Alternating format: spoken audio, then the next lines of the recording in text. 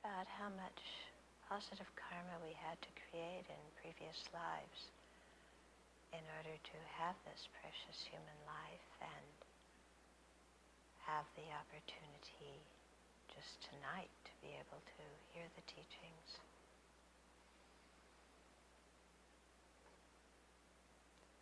And really reflect on how valuable the teachings are, how there's so many people running around doing this and that and this and that and have no idea what samsara is, no idea about how to make their life meaningful. Just running around, being busy, and then dying. And their human life not being a precious one. And so difficult for them to create positive karma for precious human lives in the future. So really just value your present situation and how fortunate you are to have met the teachings and have had faith in them and have a Dharma perspective on your life.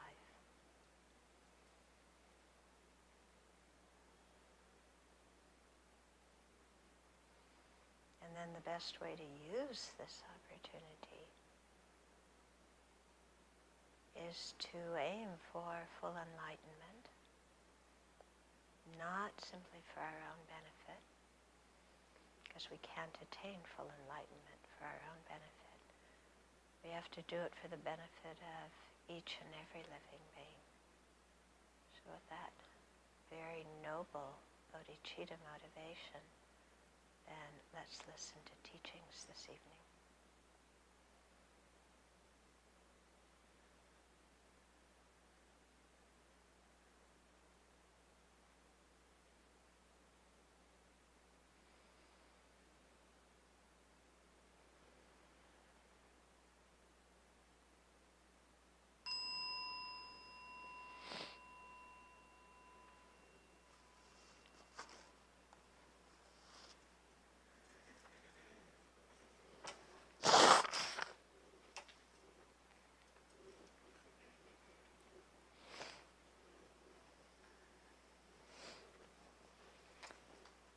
So I think, what I was just saying, I think that's quite important. I was traveling from Los Angeles up here today, and whenever I'm in airports, I kind of look around and see all the people around me. And they're all so busy, doing this and that, and some of them were with briefcases and notebooks, and some of them are with children, and some of them are dressed one way and some dressed the other way. And I just look at all of them and, it's like here we all are in the midst of samsara. And they've never even heard the word samsara or cyclic existence. It's like no idea at all what samsara is, how their life came about, why they were born, who they are born as, how to make their lives meaningful. No kind of tools or few tools for how to work with what comes up in their life. They're just running around. And the basic thing is my pleasure, my happiness now. Or another way to put it, I want what I want when I want it. Yeah. Don't you think so? All the people that you see running around, how many people stop and think, what's the meaning of my life? And how did I get here? And how does my own mind create my reality? And how can I change my mind? And what does it mean to benefit sentient beings? Very few people really stop and think about that. They're all busy running around, being so busy. And so the whole life goes like that, one day after the next, zoom, zoom, got to do this, got to do that, our busy American life. I have to. I have to do this. I have to do that. Yeah. And then one day, boom, they die. And then life's over. Everything they were running around doing stops. The world continues on very well without them. And their mind stream continues on to another life, but with very little preparation. Because in this life they didn't make any preparation. And so at the time of death, the mind's uncontrolled, some karma ripens, the mind's propelled in some direction or another, thinking it'll find happiness or security there. And that's it. It's sad, isn't it? It's really sad. And especially when you think that they're so close. It's like, having a human body and human intelligence, but no karma to meet the Dharma. No ability to hear the teachings or value the teachings or have the time to put them into practice or have faith in them and want to learn them. Just so busy running, and running in circles, basically.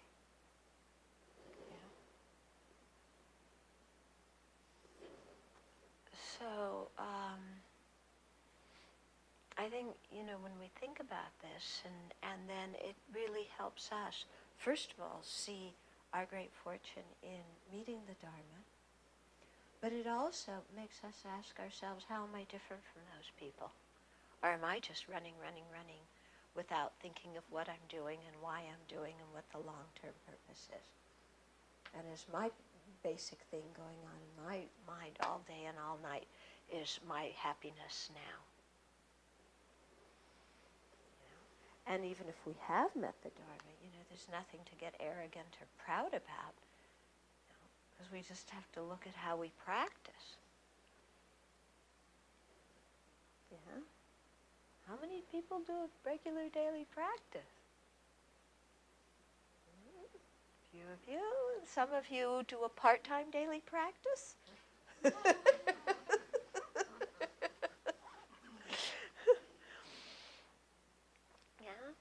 So, I think it's good to stop and really ask ourselves, what am I doing in my life? Instead of just all this running for keeping ourselves busy, thinking our lives are very important because we're so busy.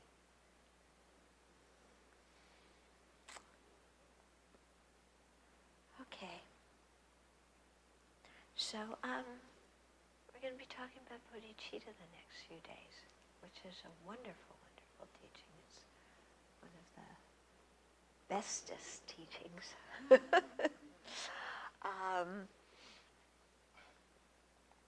And so today I was going to talk a little bit about the benefits of generating bodhicitta. But first, we have to understand what bodhicitta is. So I'm going to give you the definition. Okay, remember it. And this is important because people, in Buddhist circles throw around the term bodhicitta a lot. Oh, that person gave me the seat on the subway. What a bodhisattva. It's like anybody who's nice to me all of a sudden becomes a bodhisattva. Is that the definition of a bodhisattva? Anybody who's nice to me? Does that mean the people who aren't nice to me aren't bodhisattvas? Okay, so the bodhicitta, and having this is what makes one a bodhisattva. It's a primary mental consciousness. Okay, so it's not your eye consciousness or ear consciousness or anything like that. It's a primary mental consciousness accompanied by two intentions. One is the intention to benefit sentient beings, and the other is the intention to attain full enlightenment. Okay? So it has those two intentions, not just one. So, you can have a primary mind and want to benefit sentient beings and have no idea about what enlightenment is. Yeah?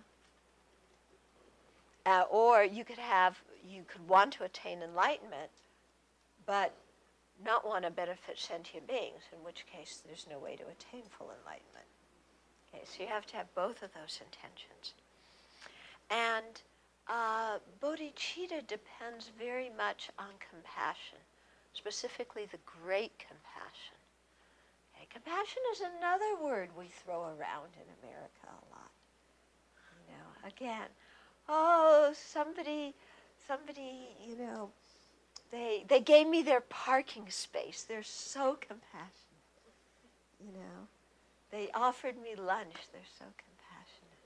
You know, well, we don't really understand what compassion means very well. Or we think of compassion as kind of like being the world's doormat. You know, oh, I'm so compassionate. Whatever you do to me, it's fine. I don't think that's compassion. Or we think compassion is being goody two-shoes. Do you know goody two-shoes? Yeah? She's related to Susie Cream Cheese. Oh, I'm so sweet. The world's wonderful. I'm compassionate. Okay. It's also what we call being a Mickey Mouse Bodhisattva. Okay? One Dharma center I lived at, we were doing skits one time when Lama Zopa came, and we did a skit called Mickey Mouse Bodhisattva. Okay? So somebody actually had, you know, the ears from Disneyland. And, you know, Mickey Mouse Bodhisattva was the one who went into the Dharma Center's office and gave all the money away and, you know, everything like that. Okay, so, you know, we have to really understand what compassion is, too. You know, it's difficult for us. And not only understand what these things are, but then also understand how to cultivate them. What's the proper method to cultivate them? And how to know when we've succeeded in our cultivation. You know? This is all very, very important. But before we start on all of that, we're going to talk about the benefits of bodhicitta. Yeah, Lama Tsongkhapa, when he wrote the Lamrim Chenmo, if he wasn't Lama Tsongkhapa, he would have been a brilliant salesman. Because he tells you, on all the different meditations, he tells you the benefits of them. Yeah, you know, from the very beginning, what are the benefits of listening to teachings? What's the benefit of cultivating a good relationship with a spiritual mentor? What's the benefit of meditating on death and impermanence? What's the benefit of love and compassion? All through, you know. Before every topic, there's a description of what the benefits are. So in the usual description of the benefits of bodhicitta, you know, they talk about that it's the gateway to the Mahayana, which, you know, when you've been around Buddhism for a while and you really appreciate the Mahayana teachings, then when you hear, oh, bodhicitta is going to lead me into the Mahayana teachings, you feel great appreciation for that. But when you don't really appreciate what the Mahayana teachings are, then you hear that it's the gateway to the Mahayana, and you go, that's nice, you know. And then the second one is that you will receive the name the child of the Buddha. And you go, I already have some parents. You know, what is the child of the Buddha? What, you know, Buddha's a monk. Okay, so sometimes the way the usual ones are listed, it actually takes us some background to begin to be able to appreciate them. You know, what it means, you know, the reverence of being called the child of a Buddha, or the entry to the Mahayana, or, you know, these kinds of things, how you outshine the hearers and solitary realizers. So I thought I would talk about the benefits of bodhicitta in a slightly different way tonight. And kind of talk about it, you know, in a more concrete way, how it relates to our lives. And I'll just jump in and I'll jump in right in the middle of a thorny topic because this morning I was reading, I get the New York Times online, you know, and I read the headlines. So there was an article this morning about how the rate of suicide for middle-aged people has increased. Did any of you read that article? Yeah? So I was reading, and you know, last year, no, 2 years ago, I was speaking at a conference of the American Association of Suicide. How do you say suicidology? You know, in Seattle, wonderful people who are organizing this. I mean, really committed, very, very kind people. And, you know, I had done some reading before that and about, you know, the incidence of young people, you know, with suicide, the incidence of older people, you know, senior citizens. But then this thing of middle-aged people, the rate increase was quite shocking to people. And so I was reading that article, and then I was knowing that I was coming here and speaking about Bodhicitta and the benefits of Bodhicitta tonight. And the thought just came to my mind so clearly that Bodhicitta is the best remedy against suicide. You know, it's the best antidote to the depression that creates the wish to end one's life. Yeah? Have you ever thought about Bodhicitta that way? Most of you are fairly old students. You've been around.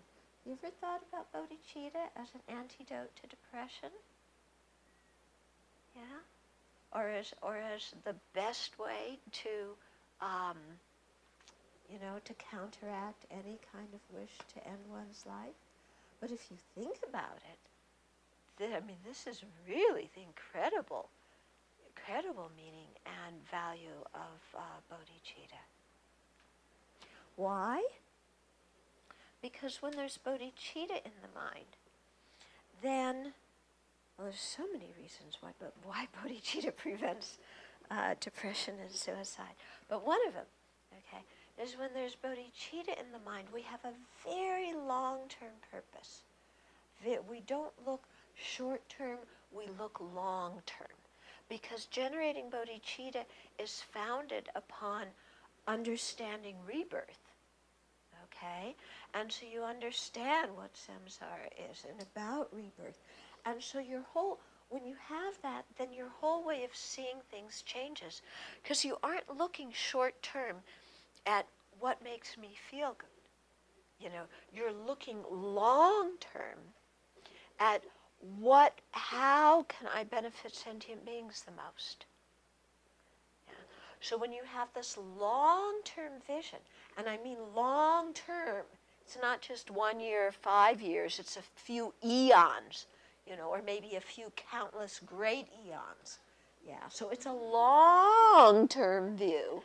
Yeah, but when you have this long-term view and your heart is really fired up by love and compassion for sentient beings, then if you experience some misfortune, yeah, either external conditions are not so good, or you have some ripening of negative karma in the form of depression and, you know, mental unhappiness, when these kinds of things happen, it doesn't get you down because your mind is geared long term. So a little bit of unhappiness in the present, it's not a big deal because you're not stuck in, you know, I've got to, you know, get my raise and get this car and impress these people with, you know, what I have and, you know, have some pleasure and this and that.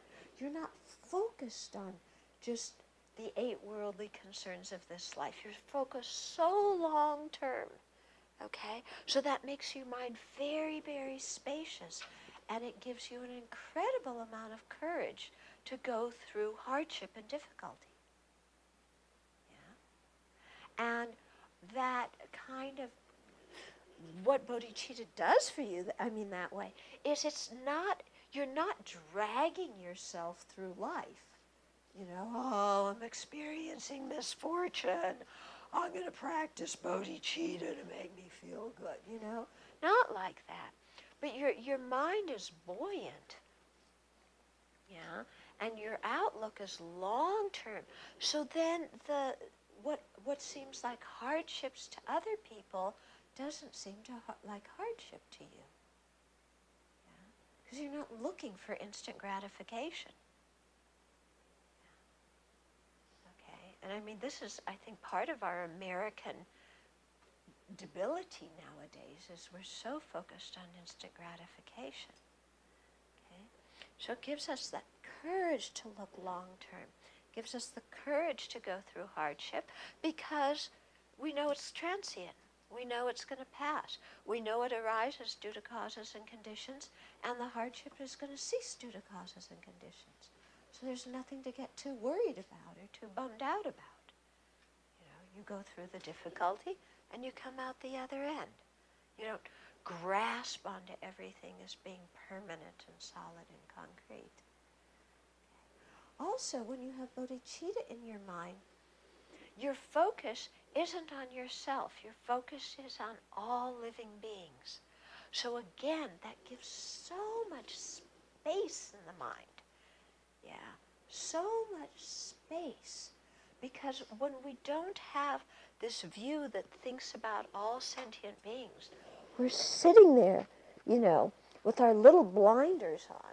Actually, blinders for a person has actually a big view. Because usually it's just a mirror in front of the face, you know? Isn't it? We go through our life, ooh, it's wet, like this all the time, looking at me. What's happening with me? Am I happy? Am I sad? Am I successful? What do people think of me? Me. You know? That's what we're like. No wonder we're miserable. Yeah, no wonder. So, I mean, this is really the beauty of bodhicitta. It's like, it just opens our mind. It's like there's all these other living beings around. You know, so many living beings. Yeah? And so when we see the whole, you know, multitude of sentient beings, it helps us put our own situation in perspective. And then we realize how incredibly good we have it. Don't we? Yeah. Because you see, you know, I mean, we have precious human lives. Not all human beings have precious human lives. We have a precious human life. Think of how many living beings are in the hell realms, or hungry ghost realms, or animal realms. Yeah. Or even the God realms, where they have all this bliss, but they can't practice the Dharma. Okay? So we really begin to put our own situation in perspective and appreciate, you know, what we can do. Also, that big perspective, considering all sentient beings, is not just, you know, comparing ourselves with them and feeling more fortunate. It's also seeing that all these beings have been kind to us. Not just once, but repeatedly, many, many, many times, you know. And we do the meditation on the kindness of others, which is an incredibly powerful meditation. Because when you really do it and you spend some time with it again and again and again, you really begin to see how you've been the recipient of so much kindness, you know. And when we really experience in our heart how much kindness we've received in our life, you know, let alone in all of our lives from beginningless time, due to the kindness of sentient beings, when we really let that into our heart, there's no space for self-pity and depression. Absolutely no space. Because all you can do whenever you look around at any sentient being, and there's sentient beings around us all the time, all you can do when you see a sentient being is think about how kind they've been to you. Yeah? How's the mind going to be miserable when you look at others and all you see is their kindness to you? Yeah? That's a big change for us, isn't it? Because we're more used to thinking about how we've been kind to others. Mm-hmm. We keep very good track of how we've been kind to others and how they don't appreciate us enough. Yeah, don't we? Yeah, we're very good at that one. Yeah, and when we look at life that way, I went out of my way for this person. I did so much, such ingratitude. Can you believe it? You know, and when you look at life like that, that's a setup to be miserable, isn't it? Yeah, because no matter how kind somebody is to you, when our mind is stuck in that worldview, looking at how much I've done for them and how much they don't appreciate, we're setting ourselves up to be miserable. Totally. Pre-planned misery. Yeah. You know, like one of those prepaid phone calls. You know, pre-planned misery. That's really what it is, you know. But when you have the Bodhicitta and you're looking at sentient beings and remembering their kindness, wow, then you feel so uplifted and so happy. You feel loved. You feel connected. You know? Because we are loved and appreciated and connected. We just can't see it. Why can't we see it? Because we're too busy going like this. You know? Yeah. We're too busy going like that. So, you know, when you look at it and, you know, think of Bodhicitta in this way, then you really see how it totally transforms the mind. And then that's why you can get some idea about why His Holiness Dalai Lama is a happy person. Yeah? I mean, look at His Holiness's life. Okay? Remember when you were 15. Take a minute and remember what you were doing when you were 15. Okay? Everybody remember a little bit what you were thinking about? Now imagine becoming the leader of your country at age 15. Okay? What do you think? Could you do it? Yeah? But this was exactly what His Holiness's situation was. You know, at age 15, they made him the leader of Tibet. Yeah? By age 24, he was a refugee. Yeah? Do you think he could have climbed over the Himalayas on yak back? Yeah? And gone and become a refugee and lived as a refugee?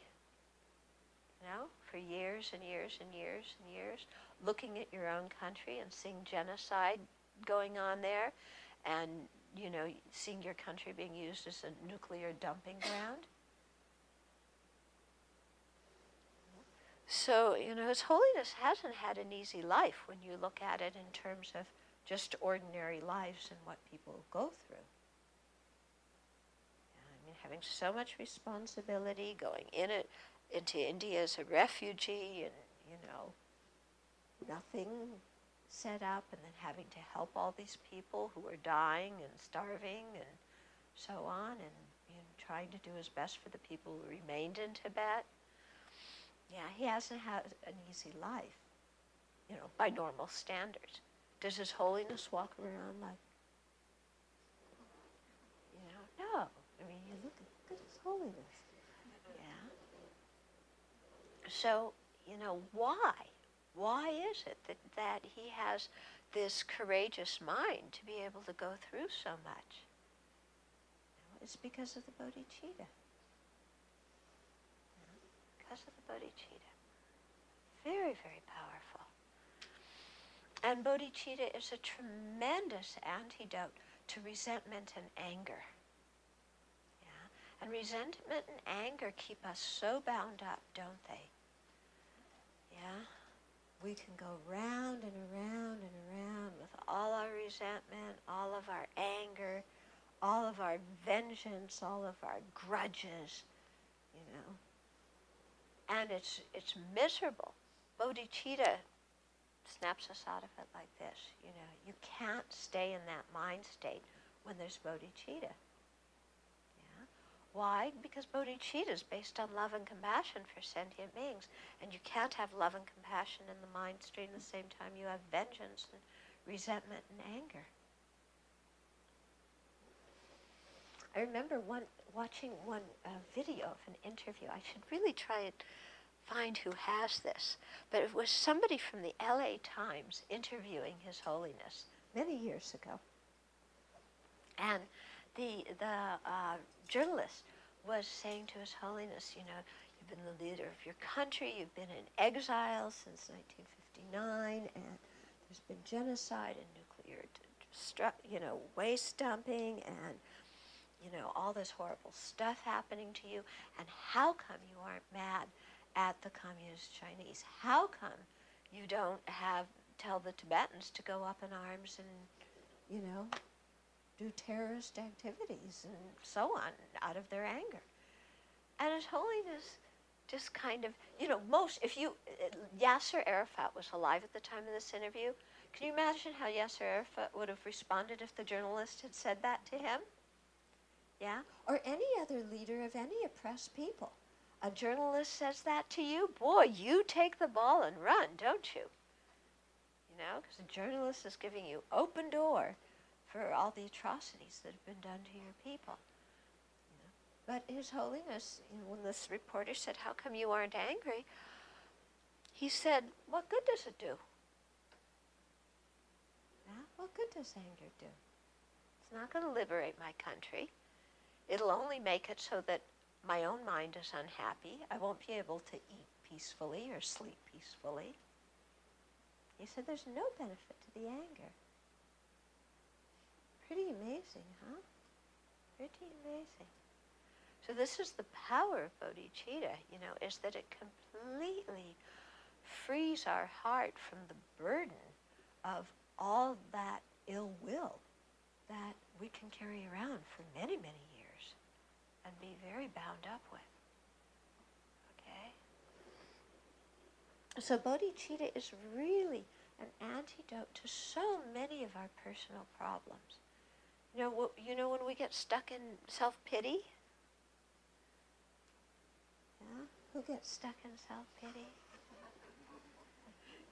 Yeah.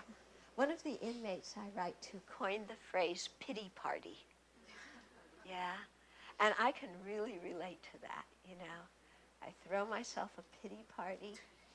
I blow up my lead balloons. Can't have helium balloons, that's too joyful. They're lead balloons. I put them all around, I turn on this sad music, and my lyric to the music is, poor me, poor me, poor me.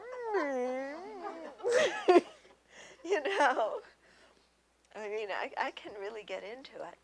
And, we just have a nice little pity party, don't we? Huh?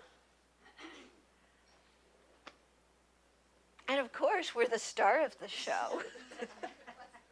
We want the whole world to come in to the pity party, and feel sorry for us. But on the other hand, we don't really want them to come in, because if they do, they'll tell us that we're full of beep, beep, beep, So, on one hand, we want everybody to know we're unhappy. On the other hand, we like to just sit there and sulk by ourselves. Yeah.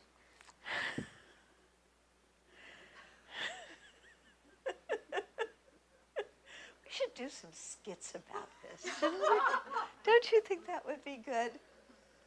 Yeah. A pity party skit. So, so we can really get into it. And it's such a colossal waste of time, isn't it?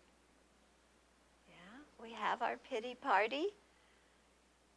Yeah, we're in no hurry for it to be over. We sit there all day, all night, the next day, the next night. And we're totally miserable. And what good do we get out of it? You know, we just waste a lot of money on tissue. You know? It really does no good. So bodhicitta, you know, when you have bodhicitta in the mind, there's no space for pity parties.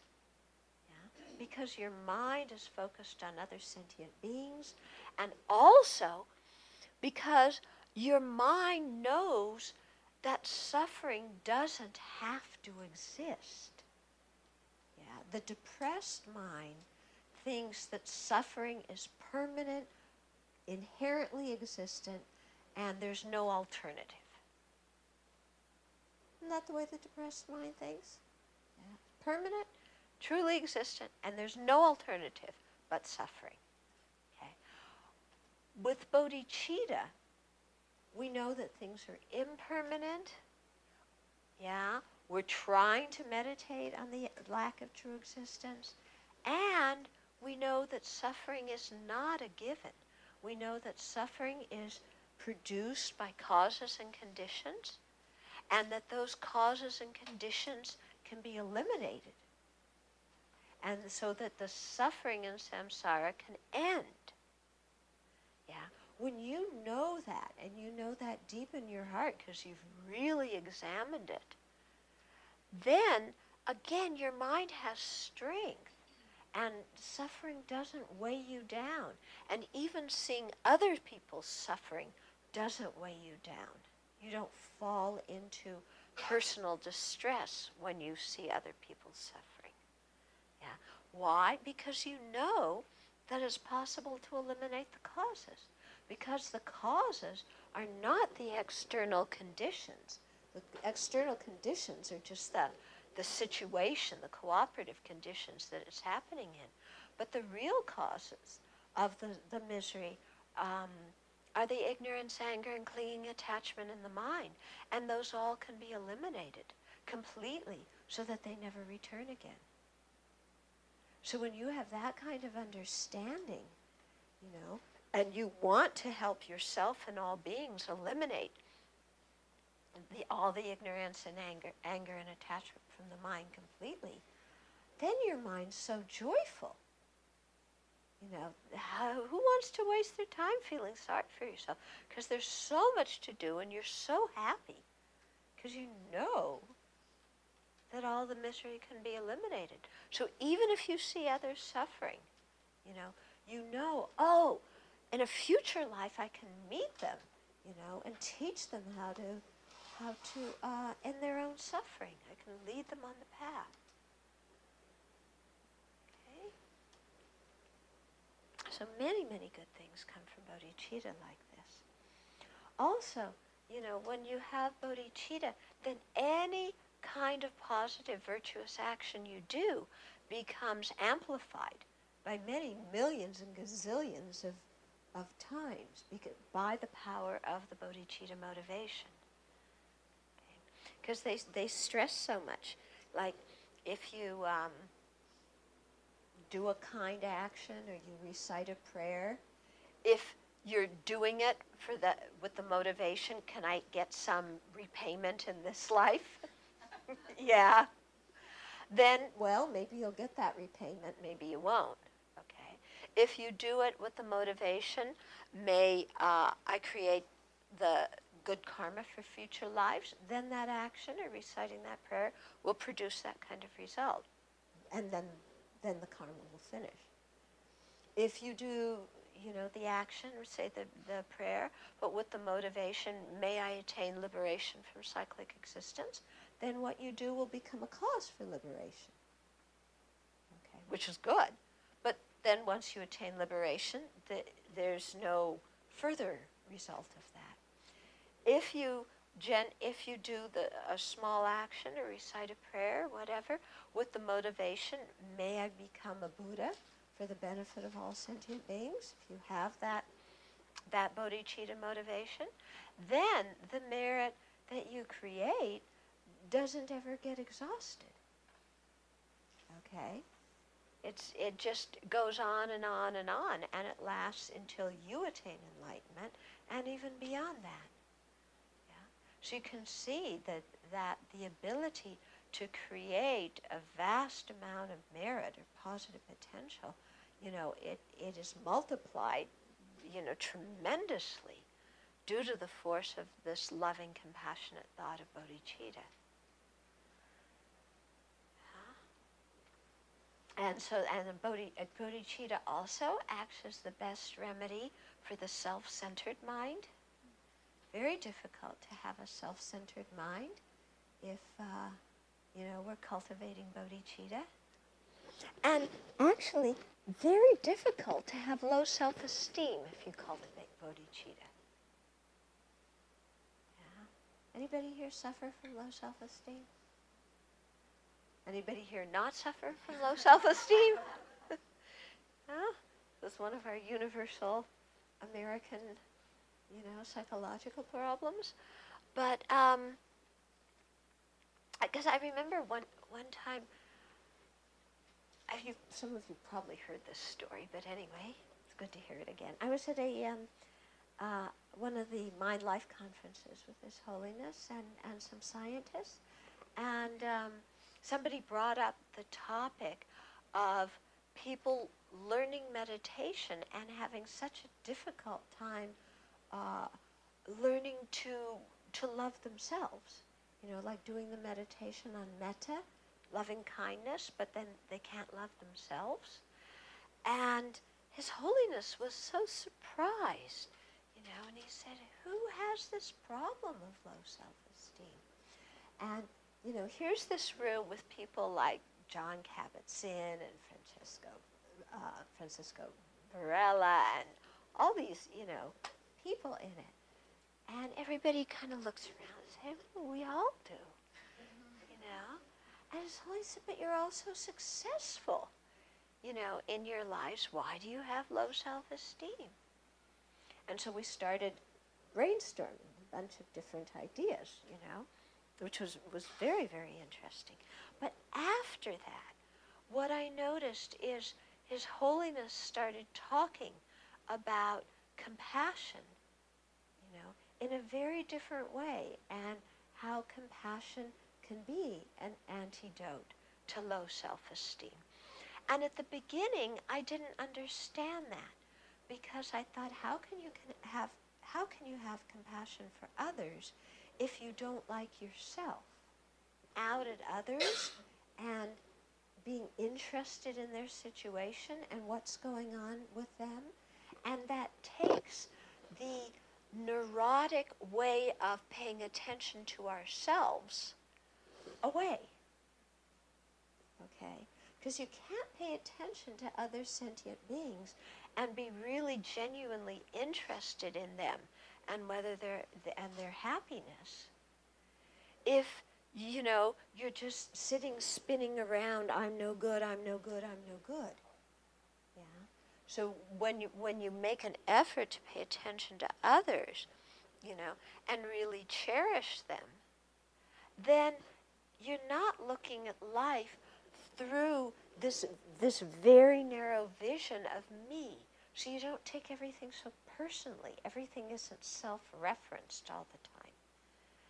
And when we stop referencing everything towards ourselves, then there's so much more peace in the mind. Okay? Have you ever noticed when you go through the day, people may make different comments, and you go, what did they mean to her about that? Why did they say that? Yeah? Yeah, anybody do that? Yeah? Well, maybe the person didn't mean anything about you when they said it. But we always take it like, oh, they made that remark and it's all about me and what's wrong with me and I'm doing something wrong and that's because I'm a failure and they don't like me and I don't fit in. And we go out on some incredible big trip all about me and my inadequacies. And maybe the person's comment had nothing in the world to do with us.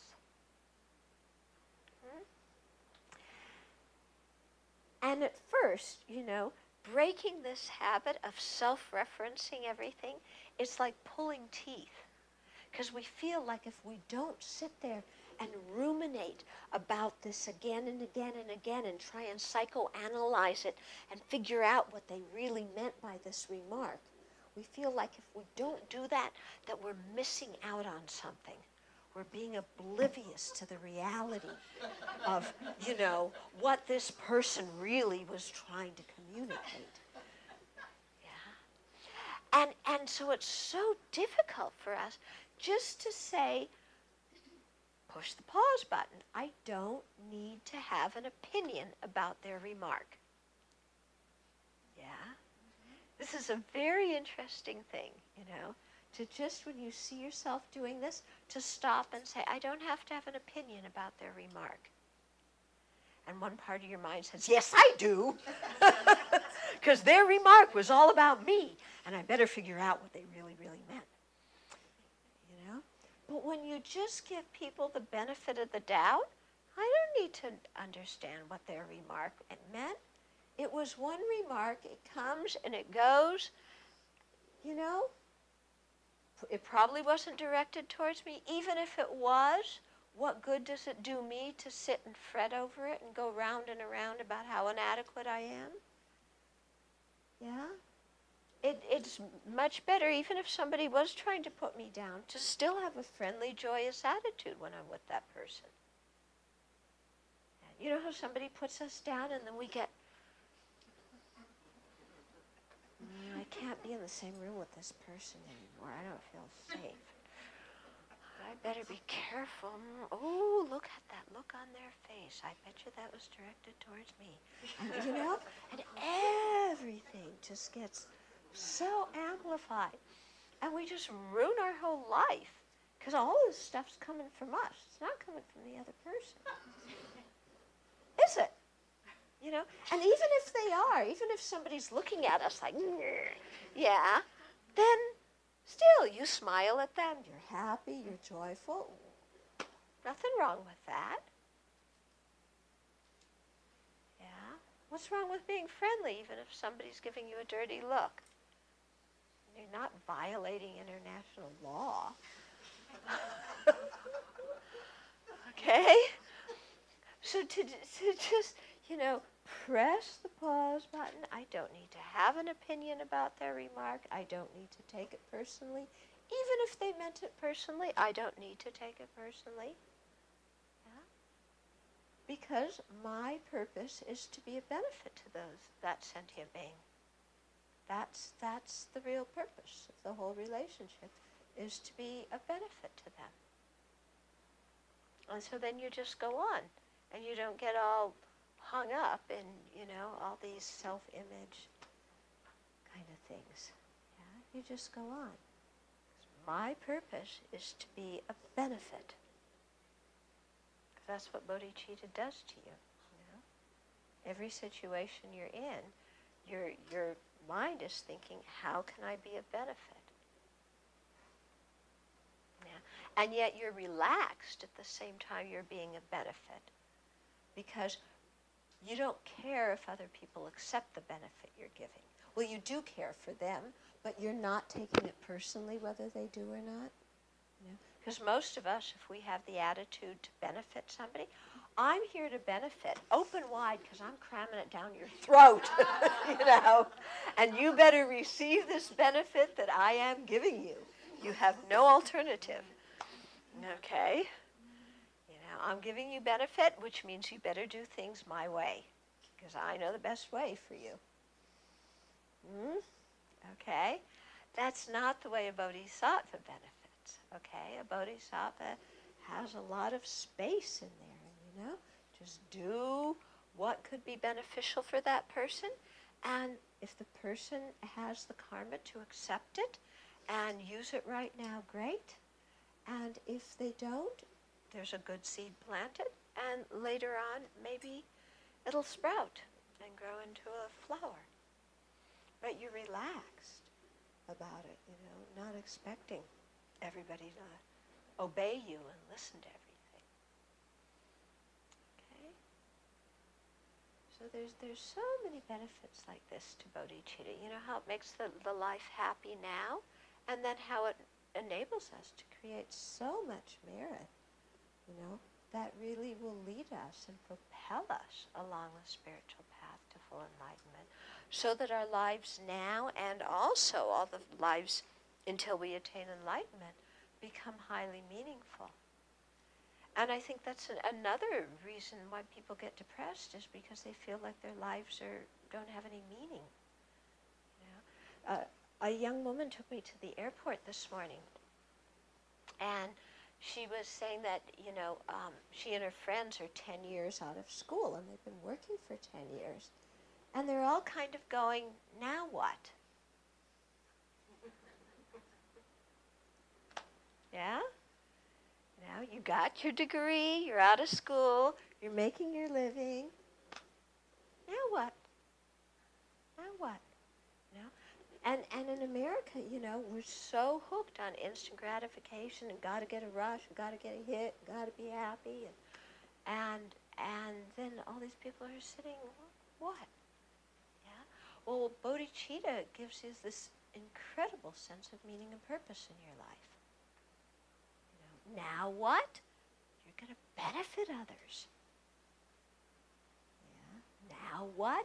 Every single moment of your life, you think of how you can, help others on the path. So then the life has so much meaning and so much purpose. Of course there's no space at all to feel down or, unloved or whatever.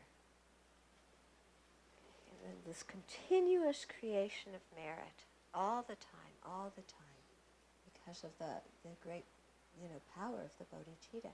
And so that's why when we wake up in the morning, we generate our motivation. You remember your motivations? Remember the threefold motivation? What's the first one? Not to harm. Second one, to be a benefit. Third one, to hold the bodhicitta. Okay? So even before you get out of bed, every single morning, you think those three things. Today as much as possible, I'm not going to harm anybody. Today as much as possible, I'm going to be a benefit. Today I'm going to hold the bodhicitta close in my heart and do everything I can, motivated by bodhicitta. Yeah. Then you're so eager to get up out of bed, and you're so happy.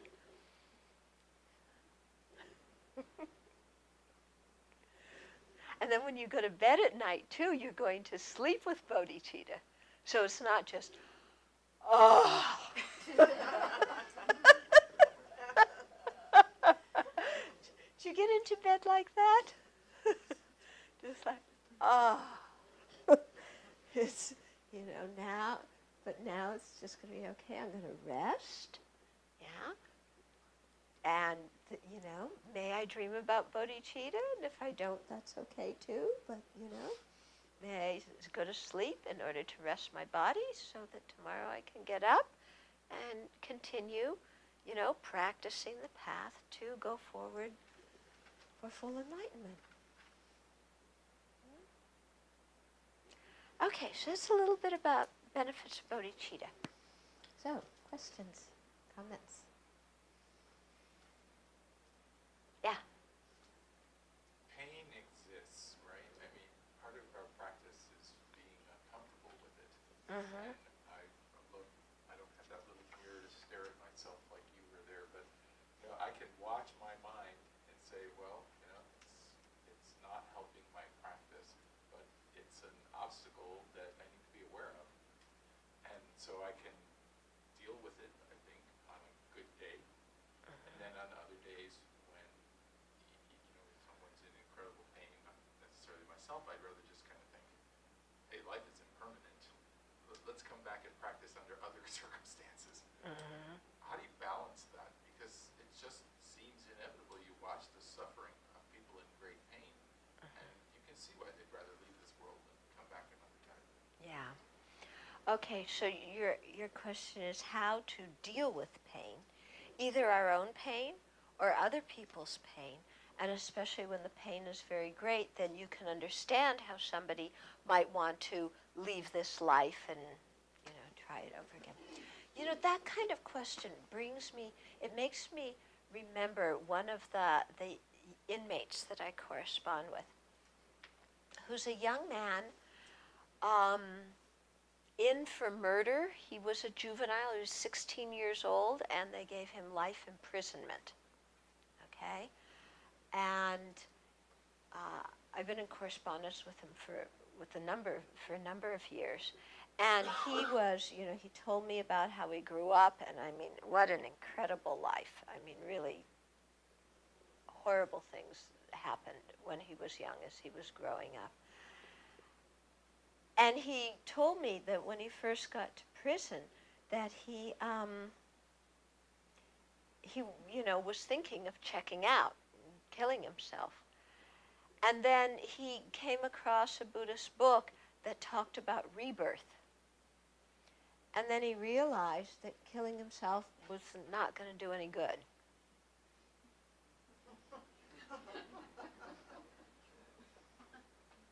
Yeah? And it's true. It's not going to do any good, And so at that gave him the strength to start changing his mind and working with his mind, and learning how to work with his pain. Yeah? Because checking out, you just come back, and pain hurts now, but it could hurt more later. And we may not have access to the Dharma later. So we should do whatever we can at this moment, with the tools we have.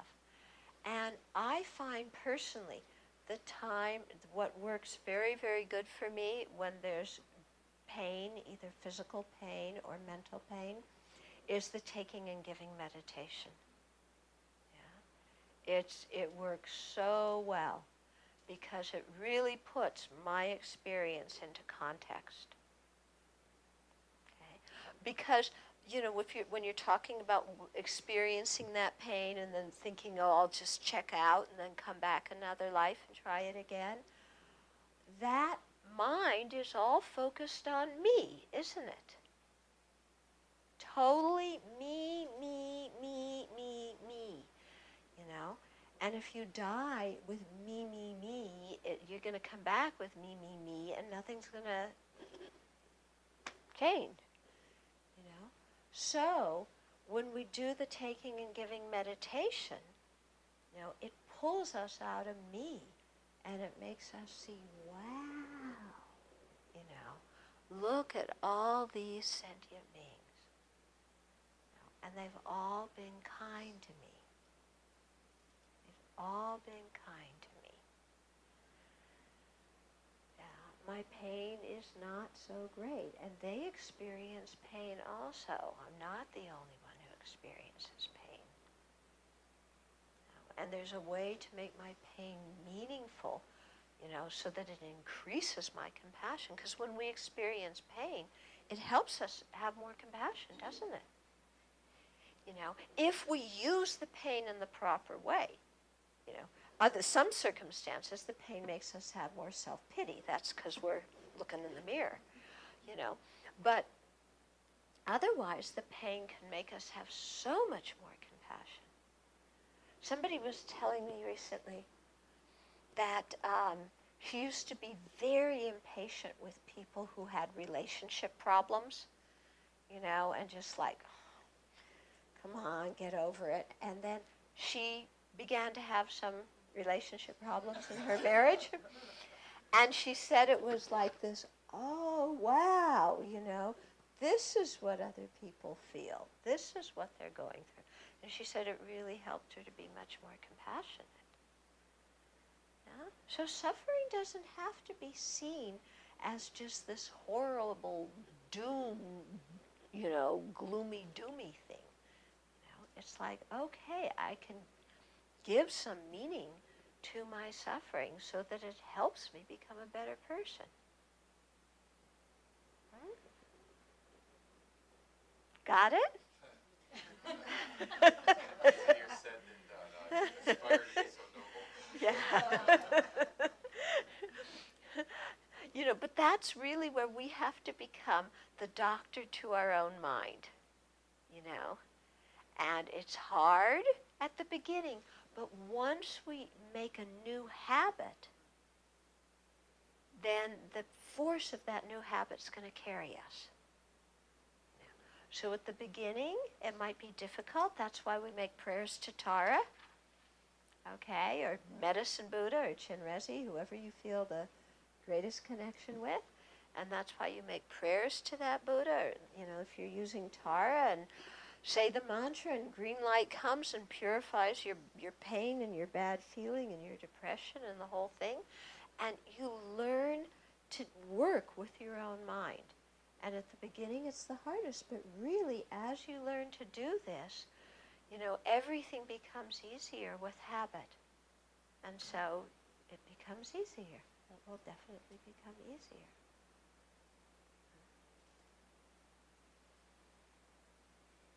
Yeah.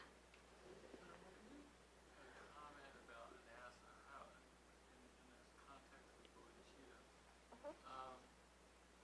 the fatigue and the physical exhaustion from caring too much, or you know, there's enough suffering on multiple levels, all over. And if you, I find engaging in that, it's just not just a sense of being overwhelmed, but just fatigued and tired.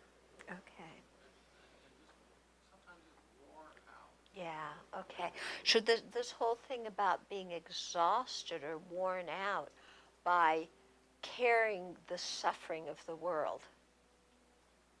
Yeah? And just on a daily, I mean, just, you know, just in small pieces, not just the overwhelming doom. I don't mean the mental doomsday kind of thing, but just, you know, serving and doing this and Okay, so the physical exhaustion, when you are trying to act compassionately, you know, and you're trying to help other people, and it does become tiring for yourself.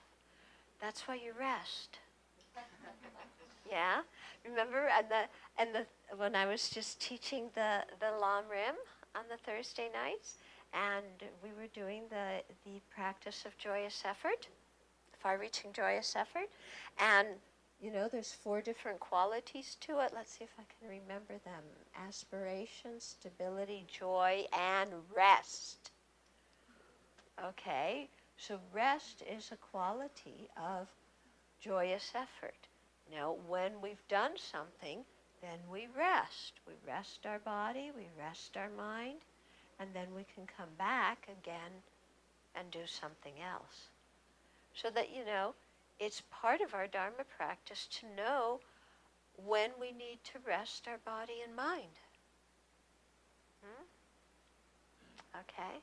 So we don't have to feel driven. We shouldn't be practicing bodhicitta in a driven way. Okay? But there's something continuous with it, but it's ease. It's with ease and something flowing, you know? And then when we need to rest, especially when we're physically tired, you know, body says rest, you say, okay, I'll rest, and you rest for the benefit of sentient beings. And while you're, you know, you let your body rest, you do some retreat. Excuse me. You take more time with your personal practice, and, you know, and rebalance yourself, and then you can go back. That's very clear when you say it.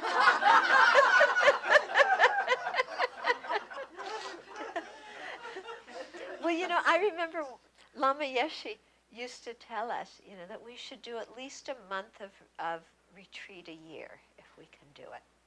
Can't do a month, then 2 weeks. So make that part of your year that, you know, you have at least 2 to 4 weeks, at least, of good, solid, silent time to do retreat. Yeah, and you build that into your yearly calendar.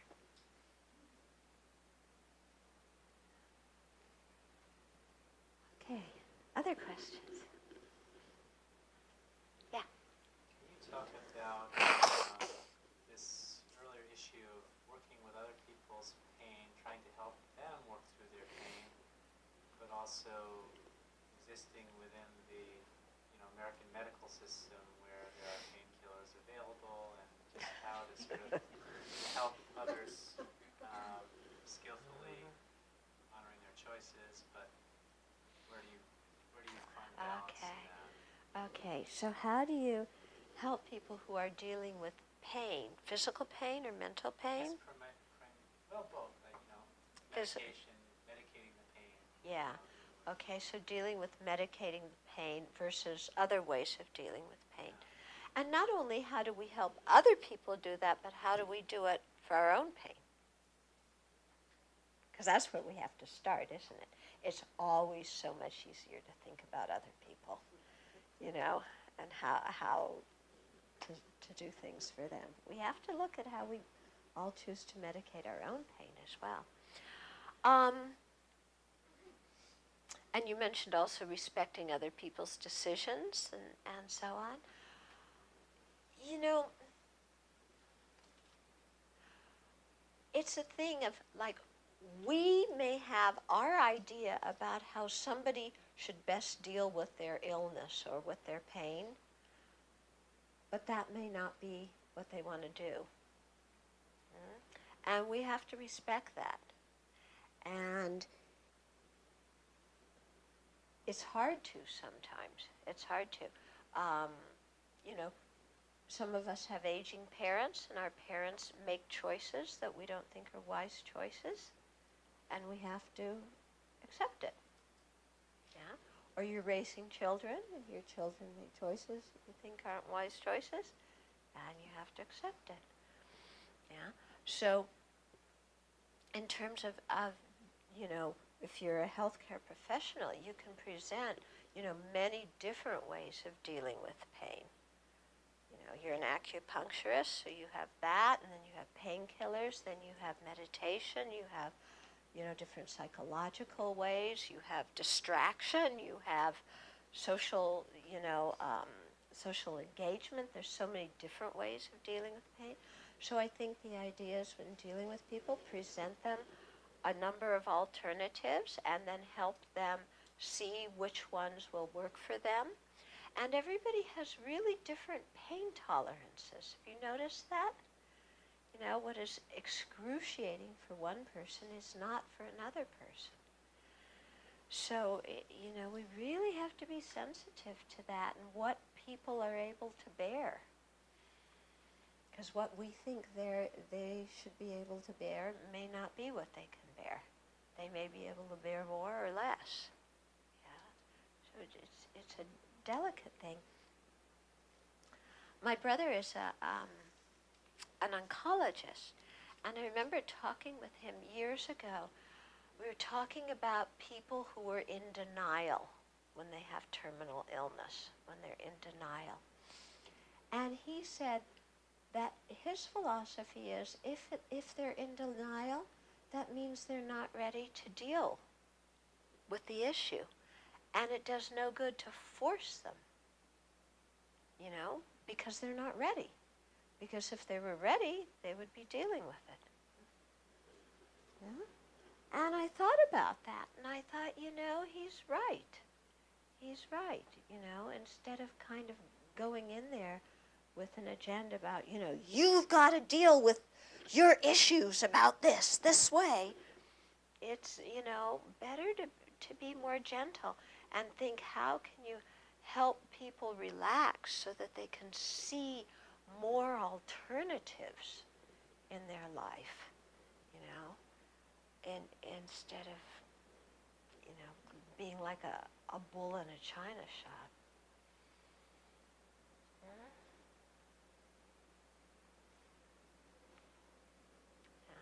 But it's the difficulty of, you know, people in helping professions, which I think in some way a lot of people are. We all seek to help people. Is that sentient beings don't always do what we think is best for them. Imagine that.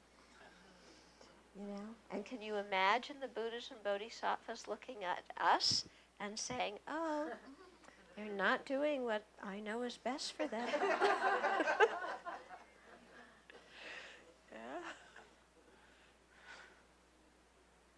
So, but this is, you know, I think part of this very deep acceptance that can, build up strength of mind to be able to hang in there and continue to benefit.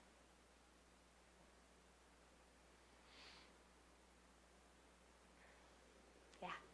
On a kind of a related subject, I've been thinking, trying to find a way to encapsulate this quickly, but I work with domestic violence victims, and this past week, one of the women who is an advocate was doing an article on religion and domestic violence. So she had called a Southeast Asian community helper and asked them about Buddhism. And she got a little bit of information from them, and then she called me. We had discussions about it. One of the problems that came out of that was the fact that the woman from the Southeast Asian community said, well, a lot of our victims say this is their karma, so they won't leave. They're going to be killed, as well as their children. And they're going to be highly damaged. And of course, everybody who's not, like I said, well, I understand that, and so they just, how can you understand that? They should be angry. They should be very mad, and so I was trying to tell them, well, there are ways to work with that. It is their karma, but they can work with their mind and see it differently. But it's really, there are two issues. One is, what do you say to a woman who says, it's the same thing when she's saying, well, this is my karma, and I need to stay because I'm burning out my karma. This is what. And the other side of it is, I have as much problem with helpers who are trying to teach, well, yeah, you have to be okay to be angry. I'm sure this is making you very angry, this person. So, but my feeling is, I just actually, Thursday evenings, I co-facilitate a group on this. And last time I wanted to say to this person who, yes, her husband was incredible, but can you have compassion for him? That's so alien. But what? It's so alien to them to even think that way. So there's two issues there. So I was just wondering what you would say.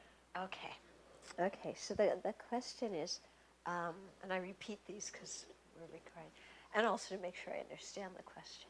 But the question is, like in the context of domestic violence in the Asian community, where many people have a Buddhist perspective, and some of the women who are in very dangerous situations, or their children are in dangerous situations, say, this is my karma, I can't leave, I have to stay here. So that is one thing you're asking about. And then the second thing is the Westerners who come in and say, you're looking at it all wrong, you should be angry. And you have every right to be angry, and you need to be angry, and you need to, let them know that you're angry. So you have problems with everybody. Right? Yeah, you're not in either school. Okay, so with the women who are in dangerous situations, what I would say is, yes, your being in this situation is a product of previous negative actions in a previous life, and that's what created your being in this situation. But that doesn't mean you have to stay in the situation. Yeah, that karma puts us in situations, but then we have to think with wisdom and with compassion, what is the best way to deal with the situation for the benefit of everybody in it? And is it beneficial for your husband, to let him continue to beat you and to abuse the children? Does he create good karma doing that? Is it helpful to him to stay in that situation where he's creating that kind of karma?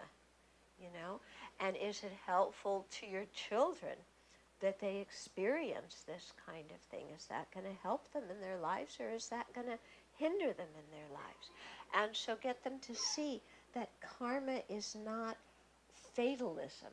It doesn't mean fate. It doesn't mean you're imprisoned in this situation.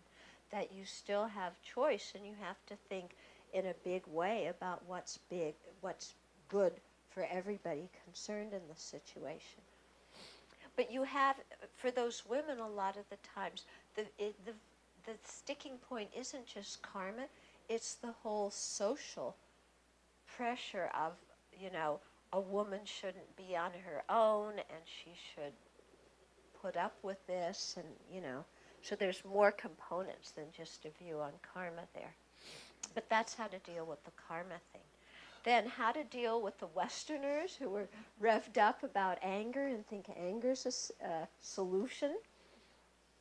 To say, sorry, anger is not a solution. You don't, when there is abuse and injustice, you don't need to be angry in order to stop it. You can also be compassionate, and you stop the abuse and the injustice motivated by compassion.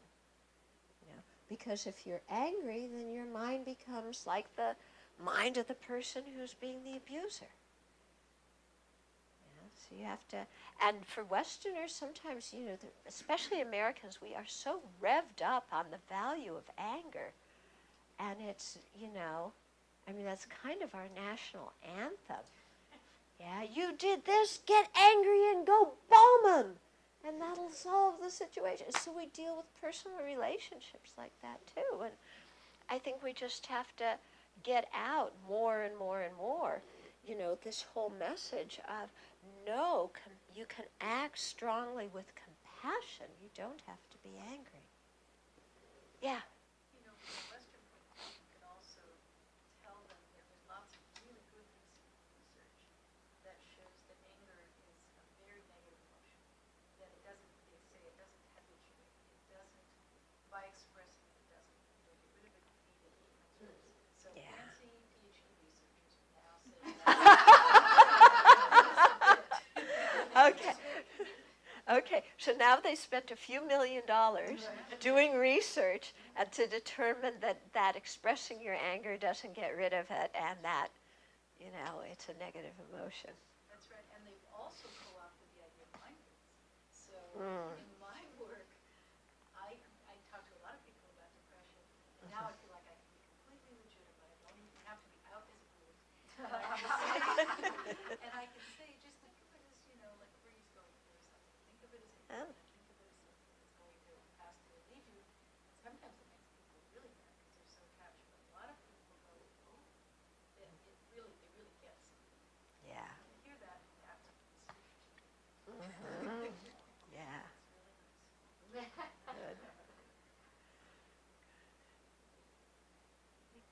Yeah. Okay, this might be a stupid question, but I've been wanting to ask it. When we say prayers to it, can enlightened beings really help us? Or is it that they're just an example and we have to figure it out? Okay. So when we say prayers, can enlightened beings really help us? They say that enlightened beings can help us, but we have to think about what it means to receive help. Okay?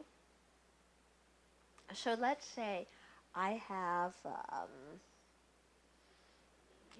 losing my job or something like this, and I pray, Buddha, Buddha, Buddha, may I have not lose my job, or may I get another job. Now, does that mean that Buddha's going to kind of sweep down and go to your employer so he doesn't lay you off? Probably not. There might, who knows? I mean, I'm not an expert on these kinds of things. Someday I'll become a Buddha, then I can tell you. But now it's my guess. Maybe in some, interesting karmic situations, maybe the Buddha could, influence the boss's mental state. But really what you're praying for is, how can I deal with this situation in an advantageous way? Okay? So whether I lose my job or keep my job, how can I have a happy mind? How can I, be kind to other people? Okay? So, people usually who grew up in Christian contexts think that when they pray, it's for the outside situation to change and that God can make it change. But in Buddhism, we know that it's not the outside situation that's the real source of the problem. It's what's going on inside of us. So in some situations, the outside situation can change due to prayers and creating merit. And if you have that karma, but it depends upon your karma, it depends upon your merit. But then also, one of the big ways to change the situation is how to change the mind that's in it. Okay? Okay, this will be the last question. Can you translate that then to when we make prayers for others? 'Cause Yeah. I can see where that's changing our mind. Yeah. Towards more of a mindful. Okay. How does it help the other? So how does that help the other person? It's when we make prayers for others, we're sending good energy that way. If they have previously created good karma that can ripen, then that energy kind of can stimulate that to ripen. Okay? If they don't have the karma, what to do? But if they do, it could stimulate that good karma to ripen. In the same way as when we make prayers, sometimes it could stimulate some good karma we have to ripen as well. Okay, let's sit quietly for a couple of minutes and we'll dedicate.